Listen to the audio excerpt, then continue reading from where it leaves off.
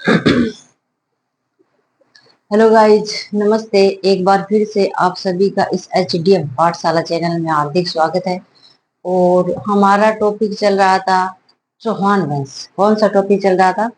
चौहान वंश चल रहा था। और चौहान वंश में अपन शाकंभरी चौहान पढ़ लिया। और अब जो अपन अजमेर का चौहान वंश चल रहा था, क्या चल रहा था? अजमेर का चौहान वंश चल रहा था। और अजमेर के चौहान वंश में जो अजमेर की स्थापना की थी, किसने की थी? अजयराज ने की थी। अजमेर की स्थापना अजयराज ने की थी। कब की थी? 1113 में की थी। ठीक है, 1113 में की थी। और उसके बाद में अपन अरुणोराज पढ़ा था। अरुणोराज का शासन काल 1113 से लेकर 1133 तक पढ़ा था। ठीक है। और अब अपन ने दो अजमेर के दो चौहान शासकों को पढ़ने के बाद में आज अजमेर के तीसरा चौहान शासक लेंगे। तीसरे आज हमारे चौहान शासक का नाम है बिसल देव। बिसल देव को ही विग्रहराज चतुर्थ कहते हैं। क्या कहते हैं? बिसल देव को ही विग्रहराज चतुर्थ कहते हैं। और इस विग्रहराज चतुर्थ का समय काल या समय काल है 1158 से लेकर के 1163 तक। 1158 से लेकर के 1163 तक। तो चलिए गाइज, आज अपन बिसल देव या इसका नाम है विग्रहराज चतुर्थ, उसके बारे में विस्तार से पढ़ेंगे। तो शुरू करते हैं आज के हमारी क्लास को। ठीक है, तो सबसे पहले अपन देख लेते हैं कौन सा चौहान पढ़ेंगे आज। तो बिसल देव। और बिसल देव को क्या कहते हैं? विग्रहराज चतुर्थ। ठीक है, इसका टाइम पीरियड है 1158 से लेकर 1163 तक। क्या है? 1158 से लेकर के 1163 तक। ठीक है। और पितृहंता शासक जगदेव को गद्दी से हटाकर शासक बना था। ये किसको हटा करके शासक बना था? तो ये गाइज जगदेव को। जगदेव ने अपने पिता की हत्या कर दी थी। अपने पिता की हत्या करके वो गद्दी पर बैठा था। तो उस पितृहंता जगदेव को हरा करके बिसल देव यानी विग्रहराज चतुर्थ उस गद्दी पर बैठा था, शासक बना था। ठीक है। और बिसल देव की जो उपाधियां कौन कौन सी है? बिसल देव की बिसल देव की जो उपाधियां हैं कौन कौन सी है? बिसल देव या विग्रहराज चतुर्थ को कटि बंधु और कवि बांधव दो उपाधियों के नाम से जाना जाता है। विग्रहराज चतुर्थ कह दो या बिसल देव कह दो, इसकी उपाधियां कौन कौन सी है? कवि बांधव और कटि बंधु। क्या है? कटि बंधु और कवि बांधव के नाम से जाना जाता है। और संपादलक्ष के चौहानों का स्वर्ण काल कहलाता है। यानी अगर पूछ ले चौहानों का स्वर्ण काल किस शासक को कहा जाता है, तो विग्रहराज चतुर्थ को कहा जाता है। किसको कहा जाता है? विग्रहराज चतुर्थ को कहा जाता है।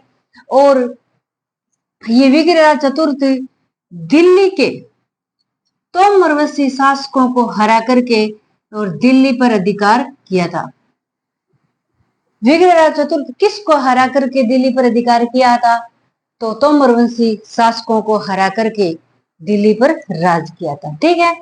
आगे है गजनी के खुसरू शाह को पराजित किया था।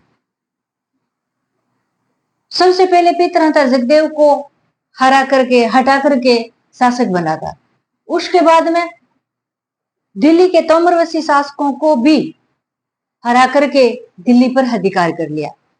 और गजनी के खुसरू शाह को भी पराजित करके वो गद्दी पर बैठा था। यानी गजनी के खुसरू शाह था, उसको भी इसने बिसल देव ने पराजित किया था। ठीक है। और बिसलपुर व बिसल सागर झील का भी निर्माण किसने करवाया था? विग्रहराज चतुर्थ ने करवाया था। किसका? बिसलपुर नगर को बसाया था। किसको बसाया था? बिसलपुर नगर को बसाया था। और बिसलपुर झील को भी विग्रहराज चतुर्थ ने ही बनवाई थी। ठीक है। और विग्रहराज चतुर्थ विग्रह राज के बारे में कोटेशन है। ये कोटेशन है कि विग्रह राज हिंदू शासकों में एकमात्र व्यक्ति था जो कालिदास व भवभूति की होड़ कर सकता था। क्या है कोटेशन? विग्रहराज हिंदू शासकों में एकमात्र ऐसा शासक था जो कालिदास भवभूति को होड़ कर सकता था। एकमात्र एक व्यक्ति था जो कालिदास की जो प्रक्रिया थी उसकी होड़ कर सकता था। तो ये कोटेशन किसने कहा था गाइज? तो ये कोटेशन किलहॉर्न ने कहा था। किसने कहा था? किलहॉर्न ने कहा था। अगर क्वेश्चन आ जाए कि ऐसा कौन सा शासक था एकमात्र जो कालिदास व भवभूति की होड़ कर सकता था, तो वे विग्रहराज चतुर्थ था। और ये कोटेशन किसने कहा? तो ये किलहॉर्न ने कहा था। ठीक है। इसके विग्रहराज चतुर्थ परिषद दरबारी, विग्रहराज के दरबारी कौन कौन थे? तो विग्रहराज के दरबारी सोमदेव था। कौन था? सोमदेव था। अगर पूछ ले विग्रहराज के दरबारी कौन था, तो सोमदेव था। और सोमदेव ने क्या किसकी रचना की थी? तो ललित विग्रहराज की रचना किसने की थी? सोमदेव ने की थी। ललित विग्रहराज की रचना किसने की थी? सोमदेव ने की थी। और इसके अलावा नरपति नल्ले भी इसके दरबारी कवि थे। इसके दरबारी कवि कौन कौन थे? सोमदेव था, नरपति नल्ले था। सोमदेव ने एक रचना की थी। कौन सी की थी? ललित विग्रहराज की रचना सोमदेव ने की थी। किसके समय की थी? विग्रहराज चतुर्थ के समय की थी। ठीक है। आगे हरिकेली नाटक। हरिकेली नाटक इसकी रचना स्वयं विग्रहराज चतुर्थ ने खुद ने की थी। किसने की थी? बिसलदेव खुद ने ही की थी। और शिव अर्जुन संवाद का उल्लेख है इसके अंदर। जो ये हरिकेली नाटक है इसके में किसका उल्लेख मिलता है? तो शिव और अर्जुन संवाद का उल्लेख मिलता है। हरिकेली नाटक किसने लिखा था? बिसलदेव चौहान ने लिखा था। ठीक है। और इसकी कुछ पंक्तियां 2.5 दिन के झोंपड़े के ऊपर मिलती है और कुछ पंक्तियां राजा राम मोहन राय के स्मारक पर भी मिलती है।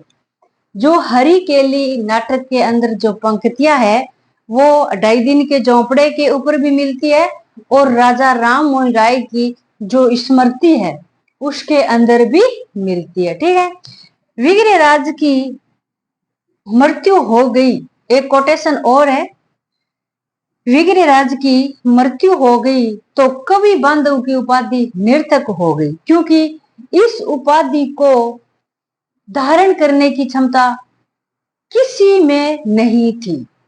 क्या कोटेशन है? विग्रहराज की मृत्यु हो गई और विग्रहराज के जो कवि बांधव की उपाधि थी उसको धारण करने की किसी भी व्यक्ति में क्षमता नहीं थी। यह कोटेशन विग्रहराज के बारे में कहा गया है। और कहा किसने? जयानक ने कहा। किसने कहा था गाइज? जयानक ने कहा था। और हरिकेली नाटक है उसकी भाषा कौन सी है? संस्कृत भाषा है। हरिकेली नाटक की भाषा कौन सी है? संस्कृत भाषा है। और हरिकेली नाटक लिखी किसने थी? विग्रहराज स्वयं ने लिखी थी। तो आज के लिए गाइज इतना ही। कल फिर मिलेंगे चौहान वंश को आगे बढ़ाते। और तब तक के लिए नमस्कार। जय हिंद, जय भारत, जय भीम, जय संविधान।